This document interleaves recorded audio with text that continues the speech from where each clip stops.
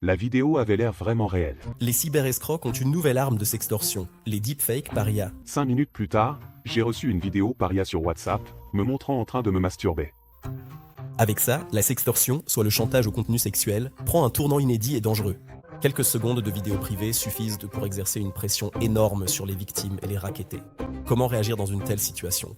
Marco, dont nous avons changé le nom pour ce reportage, répond à un appel sur son portable un dimanche matin.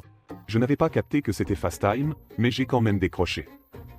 Je pensais que c'était un appel normal et je n'ai jamais vu l'autre personne. C'était juste un homme au bout du fil.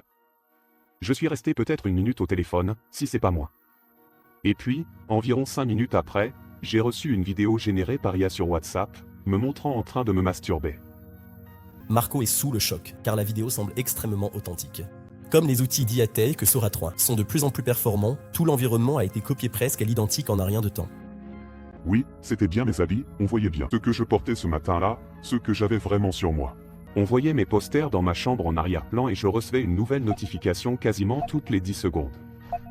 Il n'arrêtait pas d'écrire, réponds, puis il renvoyait un truc du genre, maintenant, envoie-moi de l'argent.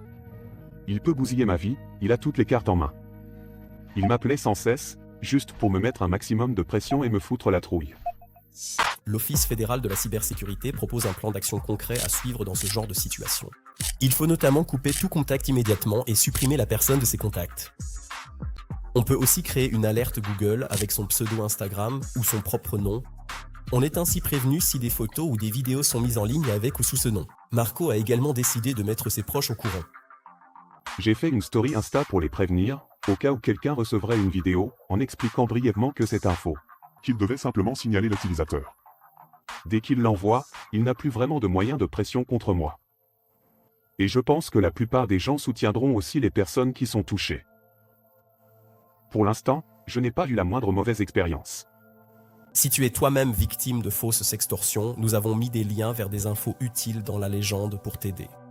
Et via le lien en bio, tu trouveras une enquête complète montrant comment les dérives des deepfakes touchent désormais aussi la Suisse.